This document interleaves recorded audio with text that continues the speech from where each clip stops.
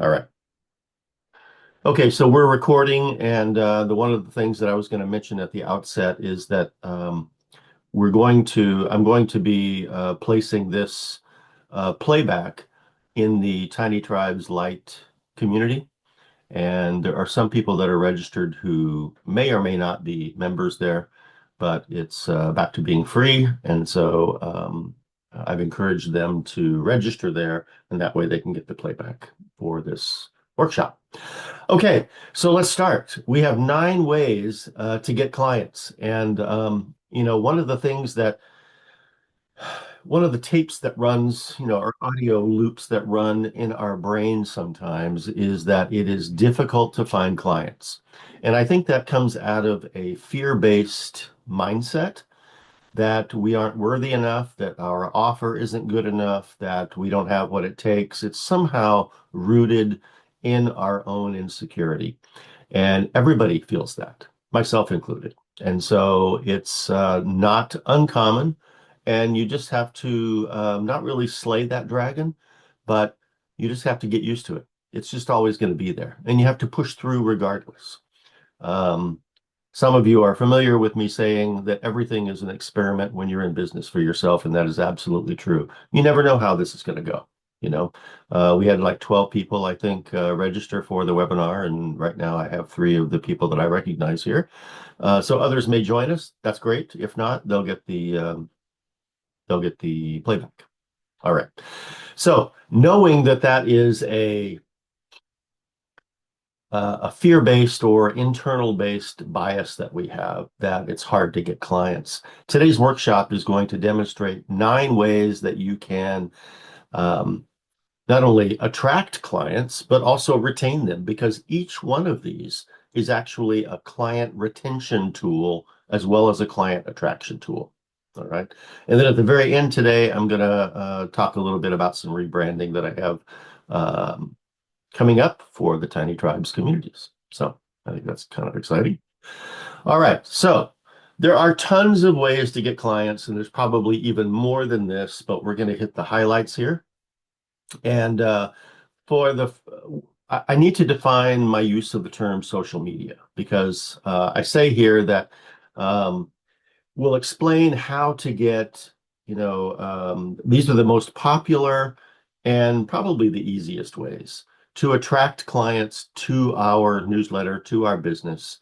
And it's all involved in posting to quote unquote social media, in air quotes, I guess, and so how I'm going to define social media is any site that accepts hyperlinks back to your newsletter or back to your product or back to whatever it is that you are pushing or marketing. Okay. So for instance, you'll notice that I have a list of here: X or Twitter, Threads, Instagram, Blue Sky, Substack, etc.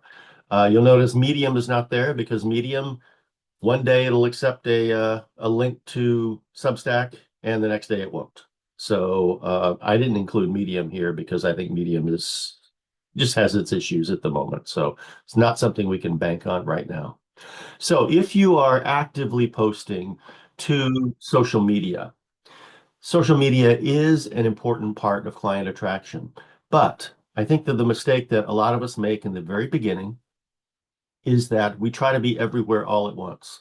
Even if we use an app like Buffer, or an app like, what is it, Tweet, Hype Fury or something like that, that we just want to make sure that we cover all the bases. But even in our mind, when we try to be everywhere on social media, which again, I'm defining as any site that allows you to backlink to your newsletter or to your product or business, then you kind of dilute yourself mentally as well. So I suggest you pick 1 or possibly 2 social media outlets that you focus on. Just 2 at the most. Okay. So right now I'm focused on Blue Sky and Substack Notes, and that's it. Threads wasn't doing it for me. But I'm getting really good responses from Blue Sky and from Substack Notes. And so those are the 2 I'm most active on. And so I'm only posting to those two outlets because they accept hyperlinks back to my newsletter. All right. So now that we've got that out of the way, then we're going to look at the first of the 9 ways. Okay. So the first one is outbound direct messages. And outbound DMs are basically when you initiate the conversation to another person. Now, I'm not a real fan of going with cold DMs, but some people are. Some people, don't mind doing that. Um, and if you want to do that, then I have a methodology down here that you can look at. But what I wanted to say about DMs is that, especially on Substack, Substack DMs are great. And I've been engaging in them, all week long. I don't know why my light just went out. Okay, sorry, little technical glitch here. Um, but uh, and again, I lost my train of thought. So, okay, warm DMs. I'll say on Substack, I've been using DMs for like the past, I don't know, maybe a month or so. Everyone who follows me, because you get an activity, you can go on your activity within Substack, and you can see who's following you and who's subscribing to you. And then what I do is I have a couple of scripts, and they're right here. Okay, I'll just highlight them in blue. And I have these tied to like uh, a text replacement on my back. So for instance, when I get a new follower, okay, then I can I go up to their profile, I hit DM, and then I type in pound FLW, and it types out all of this stuff for me. Okay, it's just a macro that you can set up on your computer to do this for you. And so what I do then is then I blank out that name and I put in Jennifer's name. Okay, so then I say hi, you know, and thanks for the follow. I've returned the kindness. I always follow them back. And then I say, I look forward to, learning more about you. And by the way, here are my two Substacks because they're a follower, they're not a subscriber yet. So I'm going to hit them with two links and that's it. I'm not trying to sell them anything. I'm just trying to say, hey, thanks for the follow. I'm following you now. And here's where you can find more about me or my work. I have the same thing set up for a new subscriber. And I just have I think it's pound sub, pound SUB. And so that one does something very similar here. It just says, hi, Baz here. Thanks so much for subscribing. If there's any way I can help you on your journey, reach out. Thanks again. My other Substack is, and so whichever Substack they have subscribed to, I put in the opposite link here. Okay. That takes me probably 15 seconds, 20 seconds at the most. Some people I hear back from, some people I don't.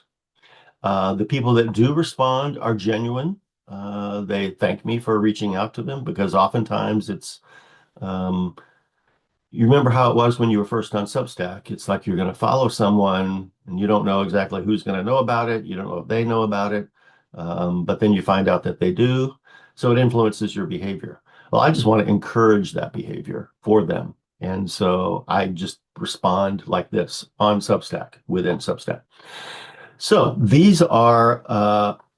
those are examples of sending DMs to warm leads. They're warm leads because they already know about you. Okay, they've been to your Substack. Okay, they've read your notes, they've seen your post, and they've come to Substack, and then they have followed you or subscribed. So that is a warm lead, and warm leads are much more likely to buy from you in the future than cold leads are.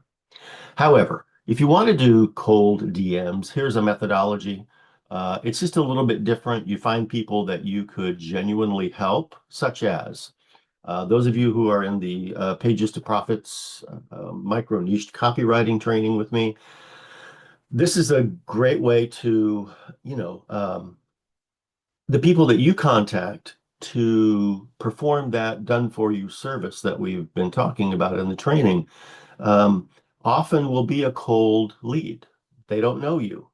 And so this might be able to help, okay, when you send them a DM and you just basically find people that you can help. just kind of strike up a conversation. You don't want to sell them on that very first DM or anything. You can kind of find out their problems and maybe some of their solutions by DM. But if it's a newsletter like on Substack or Ghost or Beehive, you can kind of go back through their issues and posts and see what you think are the problems they're attempting to solve and see what kind of problems they have. And basically, you're going to offer them, a better solution if the conversation goes forward. This is a much longer process than the warm leads. So I tend to focus on warm leads. I don't tend to focus on cold DMs. There was a time in the past where uh, I would actually make cold calls to businesses. That was the worst. For an introvert, that's the worst. So, all right. So now let's go into inbound DMs. Inbound DMs are a little bit different. They're the ones that come into you. So, for instance, a direct message comes to me on Substack, and it's someone who is either responding to my outreach. I consider that an inbound DM, or they may send me a note and say, "Hey, I really like that post." Okay. So, or something like that. They're coming to you. And so this is how you can get clients with inbound DMs, basically, or to encourage inbound DMs. So when you have a newsletter, if you post insightful and authoritative content, people like that. Okay. People like to be led. They want to know that you know what you're doing and you know what you're talking about. So then when a prospect does DM you with an incoming DM, you have to qualify them by asking questions. Okay. So at the very end of this document, let me just scroll down to the very end here. I give you some qualifying questions that I use. And we'll go over this when we get to the end. But there are some qualifying questions that um, you must ask when you're getting the attention, because you don't just want to send them your Google Doc invite, which we'll also cover here today, but that because you want to weed out some of the tire kickers, okay? Some of the people who are just wanting to see how much you charge for a program, or you don't know if they're serious or not. So I ask them questions, and the qualifying questions, usually revolve around their goals, their problems, what they've tried in the past. Um, and you can either propose a Zoom call, if they want to go forward and talk about this, you can propose a Zoom call. Um, if you don't want to do sales calls, which at this point, I don't mind either way, but there was a time when I just didn't want sales calls, and most people that are in my circle also don't want to do sales calls. So I teach a way to present your offer in a Google document that you can then PDF and send to them, so it's not, unchangeable. Um, and we'll talk about that a little bit later.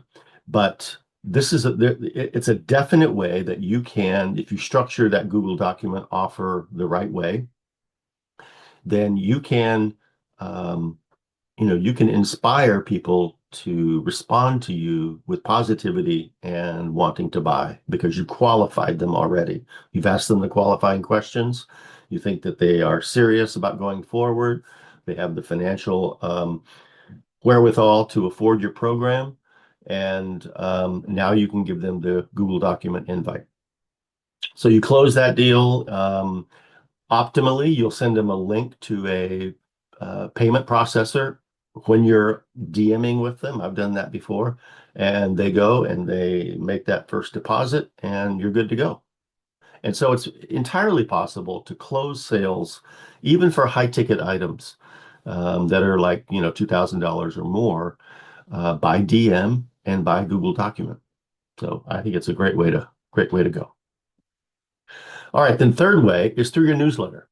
Your newsletter is so important because it is the most valuable asset that you have to outreach to your audience, and other than your brand.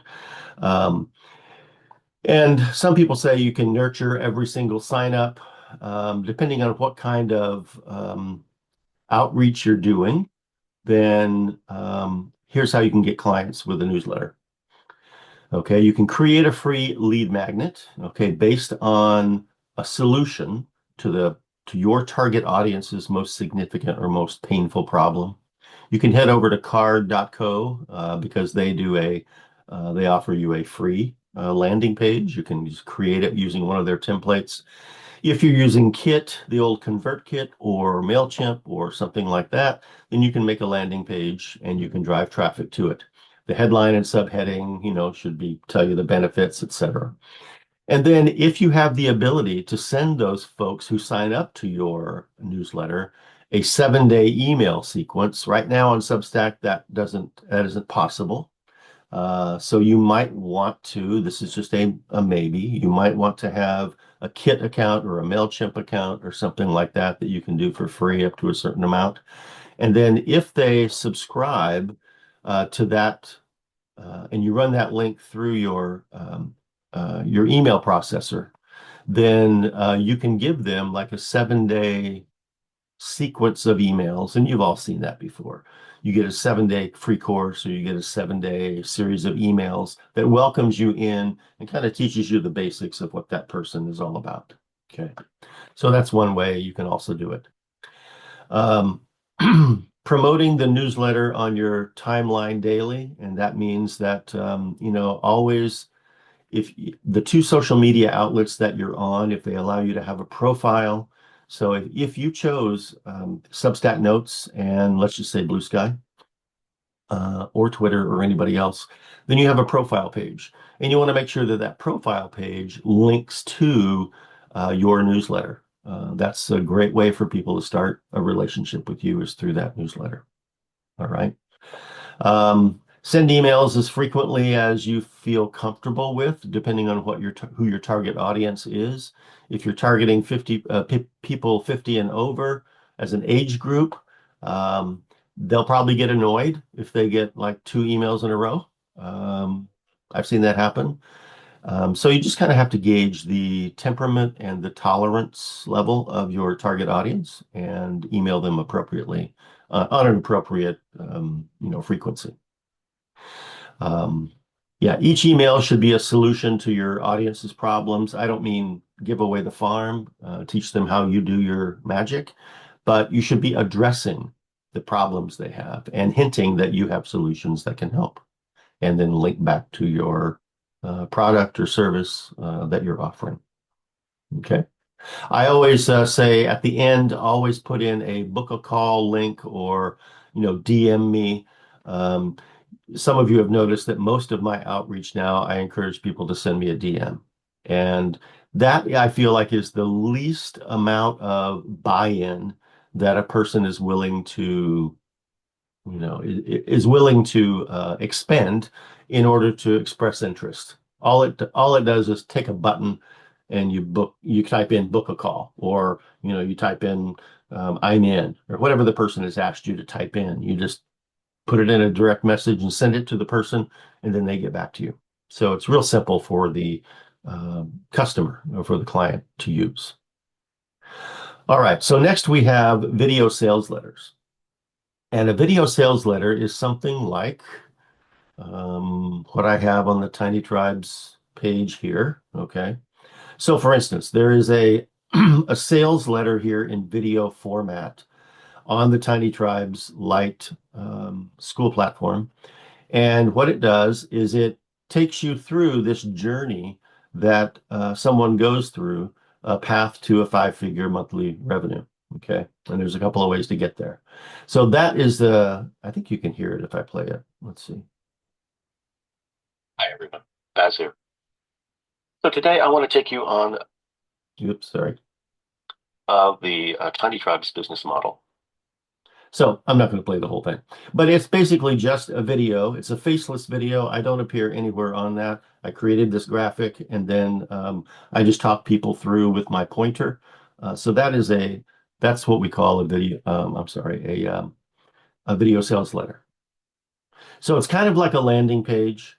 Oftentimes I will just, in fact, that is the page that I link to when I'm trying to get people to join our free online community. I'll give them that video or that page address. And then the first thing they can see and experience is me talking them through the Tiny Tribes process. Okay. So, video sales letter. Okay. So at the end of that, you have perhaps if you linked to a nice landing page with an opt-in form, and a lot of these instructions are going to be very similar from method to method, because what you're doing is you're reaching out, you're getting people to act on a call to action, a CTA, and then that will take them primarily to your newsletter sign-up sheet. Okay, whether that's on Substack or whether it's on a, a different email processor, that's your choice. Okay. And then, you're going to use either book a call or contact me if you want more info, etc. All right. So now we come to working for free. This is number 5, working for free. And I advise this when you're just starting, because it's a great way to get some street credibility for whatever it is that you're offering.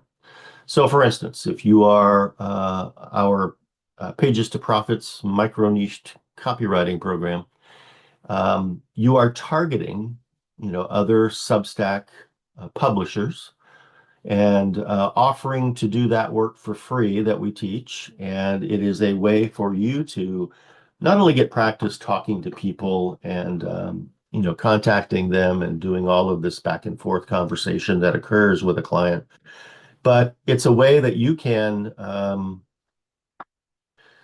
develop case studies very quickly. So the typical project for the Pages to Profits micro niched copywriting probably will take you maybe a week when you're new. Okay, when you're first doing it, it'll probably take you a week, and then you'll get it down to like 3 days. Okay, and you can whip these things out, very quickly, because you'll get more and more skilled at it. When you offer them something for free, it's like you're offering to solve their problem for them without them doing anything. All they have to do is answer a few questions with you, review the material that you give them, and then at the end, you're going to ask for a testimonial. And there's a testimonial script template that I offer also in our Pages to Profits training that goes over what are the questions that you need to ask in order to get a really good testimonial.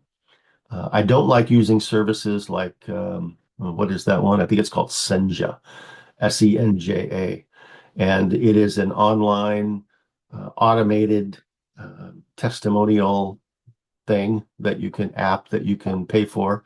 And it sends people some questions and then they answer them and then it gives you something back. I'd rather interact with the person personally myself, because I want to be able to craft those testimonials myself based on the answers that they give me. If you can do video testimonials, those are even more powerful. So that's up to you, and that could be in the future for you. Okay. So that is working for free. I absolutely think this is a great idea. If you do this for 3 clients, then you have 3 case studies. That's all you need. Okay. Just show 3 case studies and then you've got them.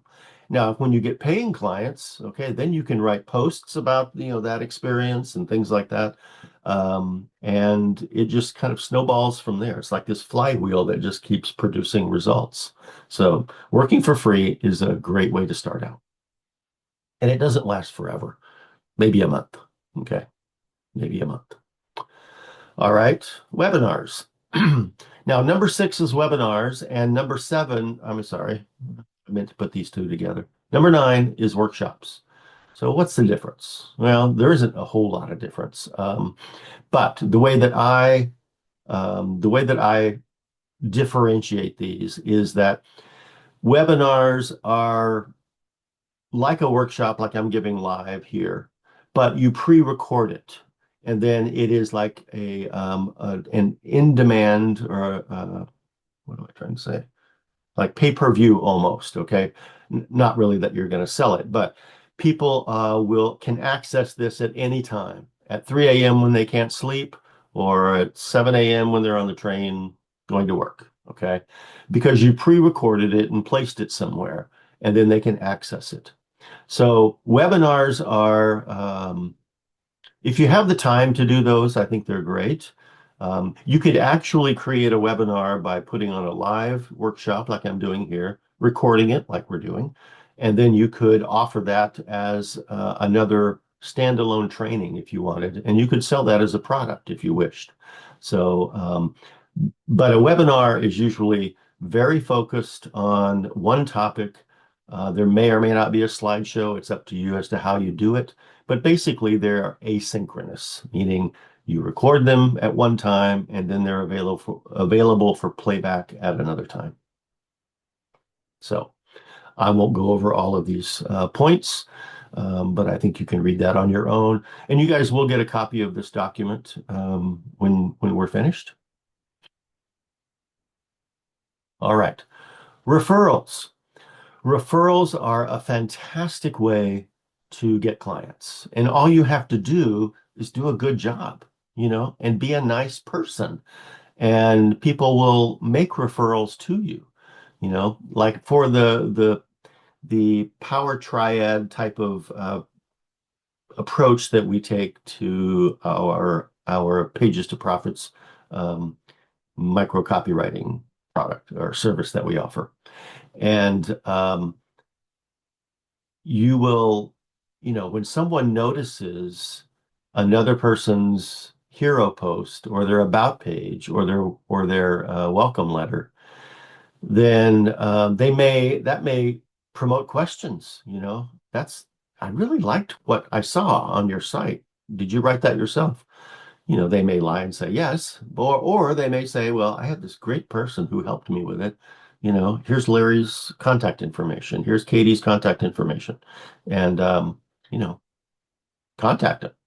So referrals are a great way. And on Substack, if your newsletter is based on Substack, which most all of you are coming from, then Substack has an internal referral system that is awesome. Okay. So if you, let's go to Tiny Tribes here. So you'll notice that, well, let's see. I don't think I'm not displaying any right now. Welcome. Okay, so when someone, this is the welcome page that someone would come to my Substack for the very first time. You all have one of these, okay, that you can augment as you see fit. But down at the bottom, if someone has taken the time to publish a review for you, then it will appear down here. And I've seen them where you have like 4 or 5 down here at one time. So that is, that's a really powerful feature of having a Substack newsletter. I think Substack doubles as a website too, but your newsletter is just one of the functions. So I want to throw that out there as a possibility for getting business. The other way that you can get business is that you can call up past clients or send them an email every so often and just say, just checking in to see how you're doing, see if it's performing well for you. Do you know of anybody else who might be able to, use this service? And so you're not asking them to find people for you, but in their circle, if they come across someone, it just kind of plants that seed. Oh yeah, I can recommend that person, when the time comes. And you can also print business cards and you can pass those out. It's referrals are something that are almost automatic when you do a good job. So if you aim to do a good job and you're professional in your approach to your clients, then you will get referrals. So, and again, those are the warmest of warm leads that you can possibly get because it's a warm lead coming from a warm lead, and that's the best you can possibly get. Okay. If your business or if your newsletter is about an intangible product or service, like maybe you're an artist, maybe you're a painter, okay? Leanne, who's not on the call this morning, she paints also. In fact, I have a great big painting of hers here in my office that I purchased from her a couple of years ago. Um, but she's a great painter. It's very abstract art, but it's really nice. And you're not really going to have a newsletter about paintings, okay? I mean, you could, but I don't know what the appeal to that is, maybe just to other artists. But if you have portfolio pages on a website, or even if you're on sorry, even if you're on Substack, you could have a navigational title up here that links to a series of posts, perhaps, that feature nothing but thumbnails of your paintings. So it's a way that even on Substack, you can have a portfolio page. Now, a lot of artists will have specialized websites that they'll use and to present their portfolio of work. And it doesn't just have to be artwork. It can be web design. It can be copywriting with before and after that we've talked about before here. Um, and so, yeah, so that's one way that you could do it. How to set up client attracting portfolio page. You could have a hero section, case studies, testimonials, offer details, add links to your portfolio wherever you are online. Um, share snippets of your portfolio in posts or in newsletter editions, etc. So there's a lot of different ways to go about it. But um, yeah, that's only really in kind of specialized cases. But when you have stuff that's visual to display, a portfolio page is a great idea also, because it just demonstrates your credibility. All right, number 9, the last one that we'll talk about is workshops. And that's like we're doing here. So as I said before, workshops and webinars are very similar, but a workshop is given live. Okay. And usually a workshop is dedicated to one hyper-specific topic, like the title of this one, 9 Ways to Attract and Retain Clients Without Making Sales Calls. So, I think that, this is our ninth example. All of the ways that we've talked about, from outbound DMs all the way to workshops, um, these are ways that you can attract clients, but they're also, and I'll spend a moment talking about this, but they're also ways to retain existing clients. So how would you use workshops to get clients? Well, you pick a hyper specific topic. You host a free or a low cost workshop. Sometimes, you'll charge for it. Sometimes you won't. Um, Promote it online. Now, this one I only promoted for 2 days, and we still had 12 people sign up and that goes to show you that if you title it the right way and you're reaching out to the right audience, then you'll get a good response. So I was pleased with that, but that was only with 2 days notice. If you normally I promote a workshop for at least a week to 10 days before it occurs. I'll start mentioning it and then publishing links to registration for it. And that's probably the better way to go. Then during the workshop, you want to teach actionable strategies, share case studies and testimonials if you have them, end with a soft pitch for your service. It's kind of whoops, what did I do that for? It's just kind of, stop playing, Barry. Okay, sorry. I wanted to indent those because they kind of come under number 4, but I'll do that offline. Workshops. Okay. I think workshops are a great way to get new clients and new subscribers. Okay. You can have fun while you're doing it. Hopefully you can see that I enjoy doing these because, this one only took 2 days to prepare for, but I really like doing workshops. It's a way that you can teach something one time and reach many, many people, because this will be recorded and this will go up on Tiny Tribes Lite. People can access it there. I think they can download it if they want. This will also probably go onto my YouTube channel. Okay. And it could be a video post on Substack. So when you do something like this, it has legs. Okay. It has many applications in helping you spread the word about what you do. And the workshops are just I find them to be a very fun thing to do. Even if there's only one, In fact, I booked a client call once. I'll tell you this experience. It wasn't a workshop, but it was a live presentation with one client who I had done an audit on their entire Substack for. And we agreed on a time and a date. He was in Austria, I think, or Switzerland. Or no, he was in Australia, sorry. But he was from Austria. Anyway, he forgot about the call and so he never joined. So I just went ahead and conducted it like he was sitting there, okay, like he was up in my upper right-hand corner of my screen. And I talked to him as if he was there. And then I ended it, downloaded the recording and sent it to him. And he was like, oh, yeah, I forgot about that. But because I recorded it, that audit, that product, and that case study was continuous because he still got what he wanted, okay, what he paid for. And then I still had a recording. So workshops are a really valuable way to go. I think it's the no-brainer way to go. Okay. If you're afraid about like putting yourself out there or talking to a camera, you get over that pretty quickly. And if you can talk to another person, you can teach. Okay. People always say, well, I'm not really a teacher. Well, you are.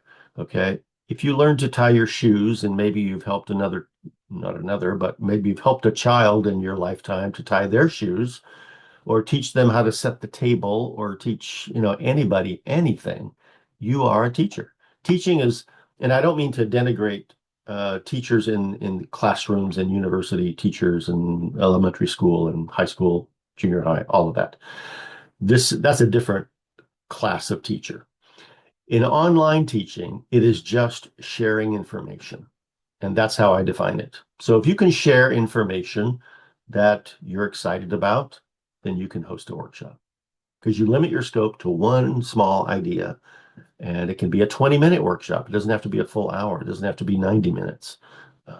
So anyway, those are the 9 ways that I thought of that you can use to get clients. And as I said, you'll get a copy of this, so you'll have this document. And then I wanted to take one moment to talk a little bit about, I even labeled it the soft sell. So this is an example of a soft sell. So if you were producing a workshop or a webinar and you were recording yourself like this, then at the end you would seamlessly, not like I just did, but seamlessly transition into, okay, a soft sell. And that soft sell might just be something like I'm talking about here, okay?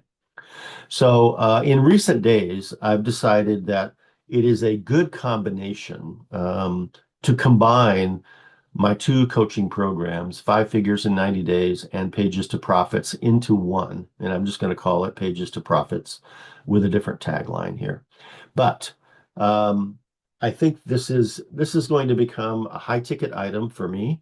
It'll be priced a little bit over $2,000 with payment plans, etc. But this is an example of how you would present a soft sell.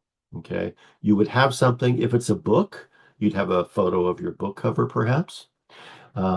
If it's an audio package or a class that you're recruiting for, then you can go into Canva like I did and make some sort of a graphic image. Very easy to do.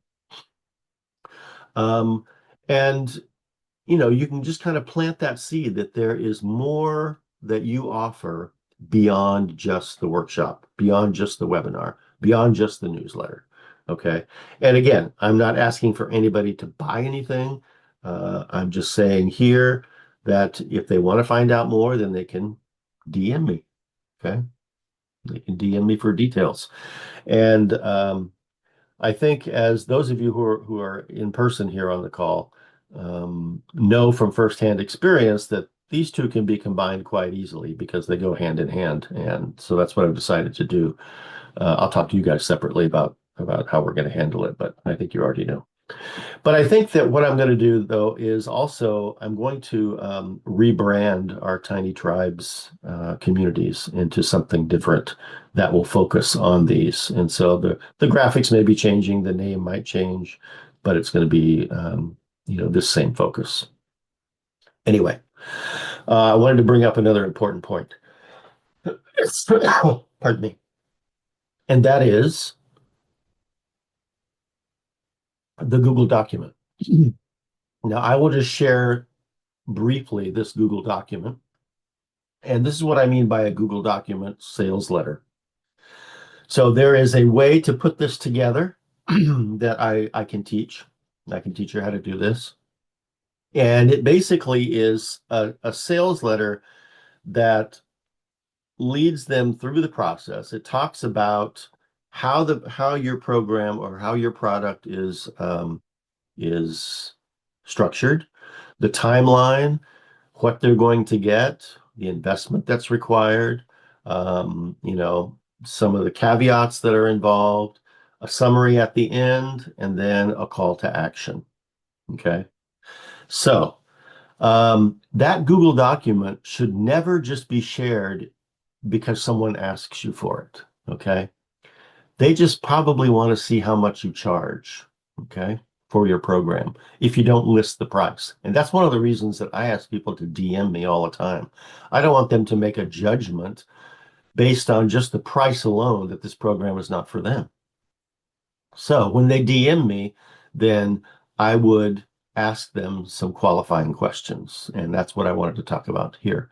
So the qualifying questions, I will vary them from person to person depending on their niche, their business niche, their focus, what they've done in the past, kind of their history. We'll have a little bit of a conversation about that. So, and here are some of the questions that I would ask. And the first four are open-ended questions, and that's very important. Why are you interested in the Pages to Profits program? Okay, I get them to tell me why. What have you done in the past to attempt the same basic outcome as is offered in this program? So I get an idea as to what they have tried in the past and what kind of success they've had in a similar program or book, or maybe they don't have any experience in it at all, but that's good information to have. What's the most difficult classroom or group, not straining, that's not good, training, group training experience that you've experienced? Okay, this could be college, university, online training programs, doesn't matter. Okay, so what's the most difficult learning experience that you've ever experienced? The program is 12 weeks in length, involves attending one or sometimes two Zoom calls per week, one with a training group, another in a group setting.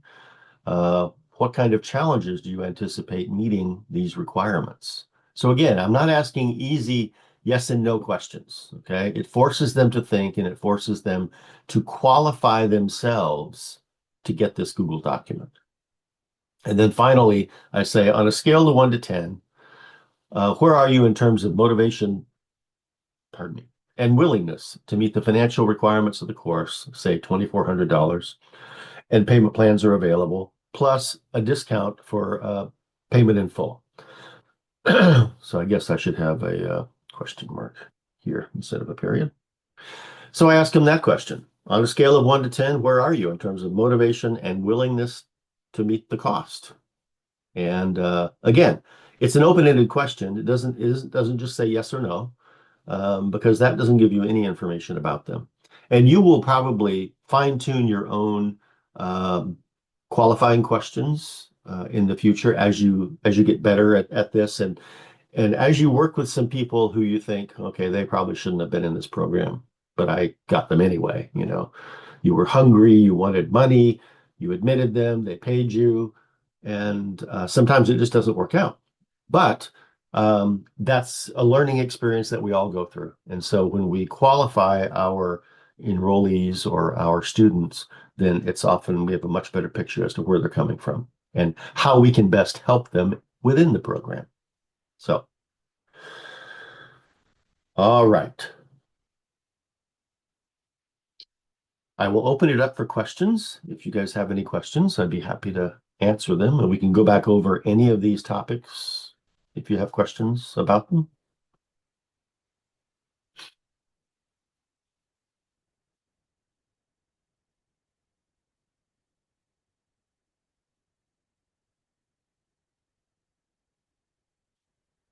Oh, you're all talking at once. I can't hear you. I'm kidding. I had a question and now I can't remember it, so I'm trying to think of what it was. Did you say you forgot your question, Larry? Yes, Oh, I'm trying to okay. remember what it was. It's a good one, but I can't remember what it was. I have a question and maybe just a thought. Hmm. Um, so for the question, and bear with me, and this is part of the thought that I'm going to share in a second, but I think there's language and things in the online world that are very commonly used for people who are very familiar with the online world. But for those of us who are not, which is myself, some of these things can be very new. Like I didn't even know what DM meant, like maybe a month ago. So, Okay. so the questions that I may ask or the way I may interpret this, and probably most people are are not as uh, in my shoes maybe, but my point is that some people might not know. Like I don't know what blue sky is. There's just a lot of things where people kind of throw language around and it's so common because it's so ubiquitous in the online world. But some of us, I'll just speak for myself, are kind of not have not done this world yet. So going back to the newsletter section, um, so section 3, Okay. yeah. So it sounded to me like this was really talking about sort of the email an email list associated with the newsletter, like that component of there's you're generating um, a list of people through your Substack that you can then communicate to, and you want to send. And also, I don't, I have not had to sell like through a lead magnet, or a lot of these kind of terms to me are kind of new because what I've had to sell my services have been through basically interviews, Hmm.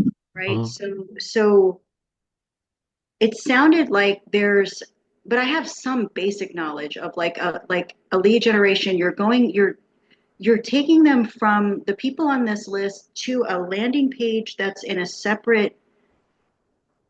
Okay. Let me review this real quickly. Okay. Let Okay. me let me let me make it a little bit more clear.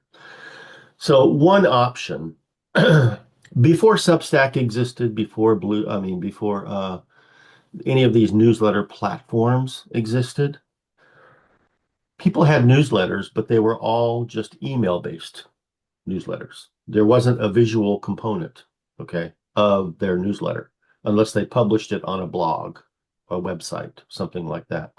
With Substack, they give us, like a mini website in which to use for our newsletter. This whole thing really is the newsletter.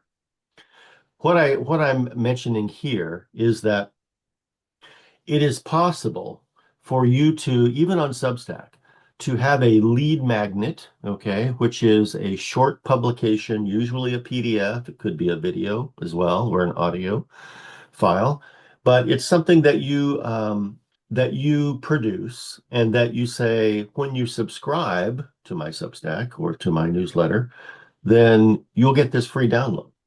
Okay, so that's what a lead magnet is. It's kind of like pulling them in to become a warm lead for you. Okay, to become a subscriber or a follower. If they follow you, they don't get it. They have to subscribe in order to get it. And that lead magnet then is delivered in your welcome email.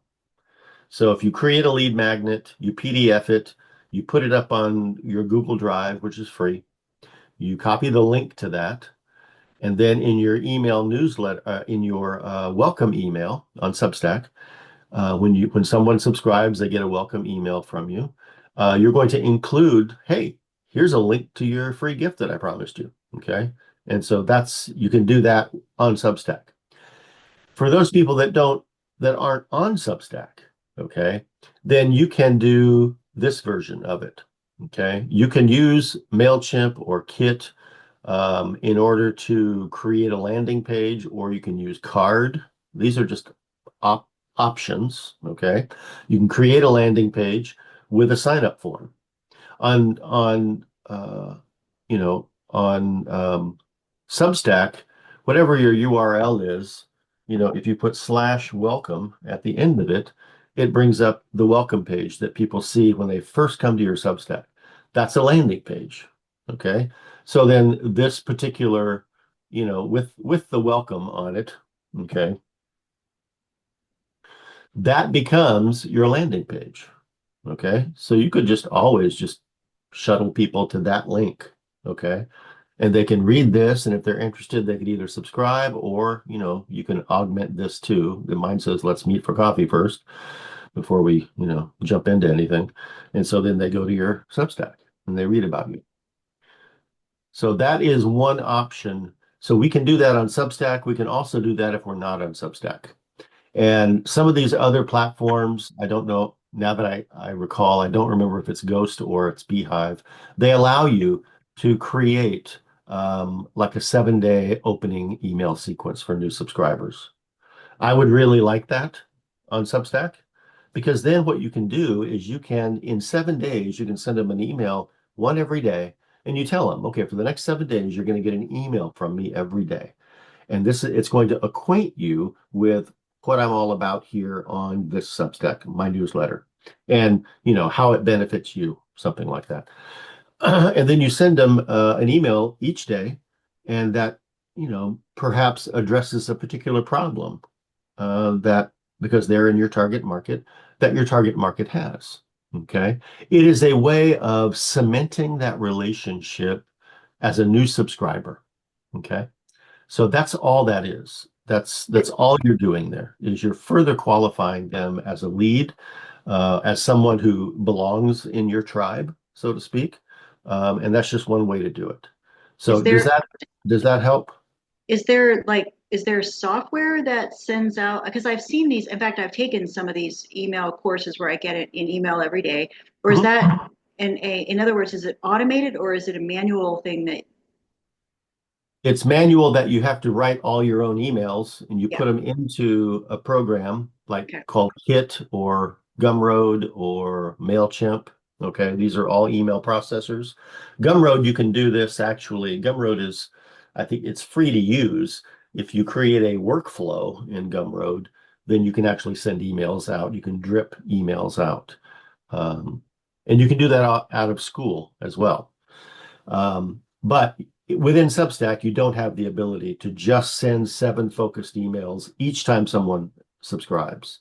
So, for instance, if someone in Australia subscribes to my mailing list that's not on Substack, they can get what they asked for right then while I'm sleeping because it is automated.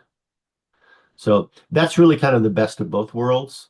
Um, every once in a while, I will export my subscriber list from um, Substack, and then I will upload it to Kit where I maintain like a master list, and it automatically detects who's a duplicate. So, and it doesn't add them. So it just adds the new folks. And so I send out an email only newsletter that comes from Kit, which is the processor I use. Um, so when you get more advanced in this and when you become more knowledgeable of all this online lingo that I've been talking about, Jennifer, it'll make more sense to you. You don't have to understand it all completely right now, but Thank you. it's a good question. I remember what my question was now. Can you move closer to your microphone, Larry? You're really muffled. How about now? That's better. Okay. I remembered a couple of things. Um, one is you're talking about using Card or Kit or one of those for a landing page. I have a WordPress that I'm not using. Would it make sense to try to use that to repurpose that for this? Or I know WordPress for me has been kind of difficult to work with. Would it just be easier to do one of those other ones to set them up? Um, well, I mean, what I'm saying here is when you get to the point when you need an external landing page, then this is a great way to get, to find clients. Right. But you're basically doing the same thing with Substack, okay? Okay. Because when you are posting to either Substack Notes and let's say one other social media outlet like Blue Sky, and Jennifer, Blue Sky was started by the ex-CEO of Twitter. When he left Twitter, he wanted to create something that was more open source, that was less algorithm driven, and was just better. And so he started this service called Blue Sky, and it's free to join as well. And it's like the old Twitter without all of the crap that the new Twitter has. Okay. Um, anyway, that's what Blue Sky is. So if you are posting to a social media outlet like Substack Notes or Blue Sky or Twitter or whatever, then um, those people are going to be finding your content and they're going to be coming back to a landing page. So Larry, to answer your question, you've already got a landing page if, when you type in the welcome, after your address here, okay? So that is a landing page, okay? It's not the most effective landing page I've ever seen, but it is a landing page. You could use that URL as your landing page. If you take them to a WordPress site, then you'd have to somehow, I mean, I don't see the benefit of doing that because then you're going to have to make your case on yet another site for them to get over to your Substack. Okay. Yeah, yeah, I No, was I just wouldn't. asking.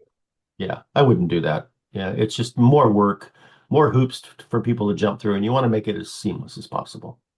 Okay. I got a couple other questions. Okay, Uh, just speak up for me. are you can you hear? I got a. I just added a mic. I don't know if it's working now. You hear me It better? doesn't sound like it. No, it's not. Okay. Anyway, um, let me try to ask. The 7 day sequence is there something specific to having to do 7 days, or could it be a 3 day or 5 day? I mean, you It can be specifically. anything. Again, it depends on what your target audience can tolerate. So, like I said earlier, I had you in mind because you're targeting people over 50. Yes. And so people over 50 may get annoyed if they get more than three emails from you. Okay. Or you might want to space them out and say, every other day, you're going to get an email from me, times five or whatever.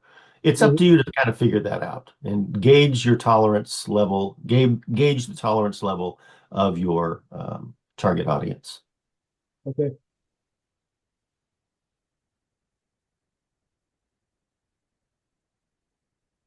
And one more. Can you add more landing pages on Substack, or are you limited to that just that one? That's a very good question. Because, like you said, just On, you can on do that. in the when you I, go into your settings, okay, mhm. your dashboard, and then you go into settings, and you go down to maybe website. Yeah, see, it looked like you could add a bunch of other pages on there, but I wasn't sure. Well, you can add a page, but I'm trying to answer your question specifically about the code because, okay, so they offer in the section called details, for lack of a better term, I guess. Mhm. You go down here and it gives you some HTML, okay? And so I'm going to copy that, okay? And then we'll back up to dashboard. I'll just create a new text post. We'll put it in there. I don't know if that shows up like that or I have to put it within code. Okay. Yeah, that's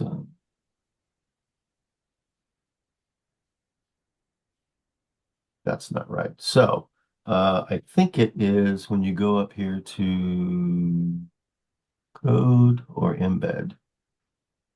Let's do code.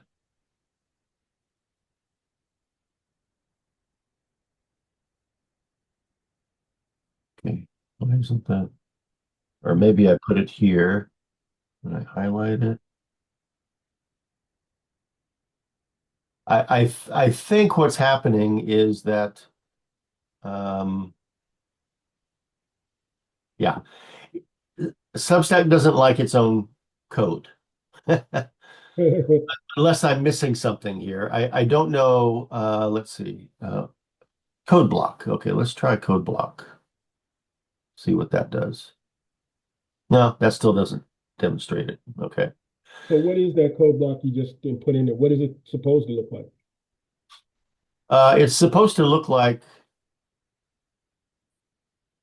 it's supposed to look like any, like any of these let's just go to a post. It's supposed to look like, what you've got here when you have a Oh, okay, subscribe button. gotcha. Okay. Mhm. So that's what it's supposed to look like. Um, but and I think what you can do and what I've done in the past, I've played with this in the past, when you go into that, area in your settings and you go down to details, you can copy this. If you were to place that into WordPress or place that into like if you have um like I have a website called bazmorris.com, okay? If I were to embed, I've done this on this page here. If I embed that code into this page, then it gives me just a Substack, it gives a Substack, what am I trying to say? Form, okay? Subscription form. Mhm. So that's what it's best used for. Um, you can't really like because I was trying to answer your specific question. Can you create another landing page on Substack? And the answer, I guess, is no. Either that or I don't know how to do it. Okay. Put it that way. Yeah. So you would need one of those other platforms. Can you to repeat do- that again? So you would need one of those other platforms to do additional ones then. Yeah, unless you've got a platform like a social platform that allows you to put it into a post, Yeah. and then you can pin that post to the top. Yeah. You could do that, if they allow that. Whether it's X or Facebook or Twitter or I mean Blue Sky or Threads. You just have to play with it and see. Okay. Okay. Whoops, why did I go to Gumroad? Okay. All right. So any other questions? We're a little bit over time.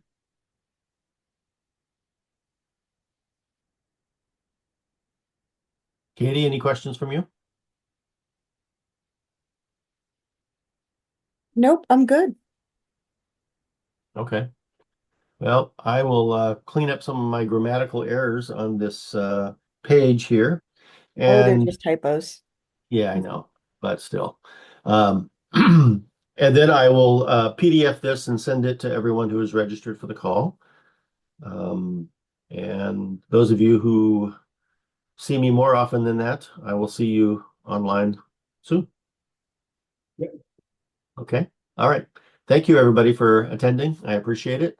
And hopefully this will be beneficial to you. Thank you. Okay, you're welcome. Okay. Bye-bye. Bye.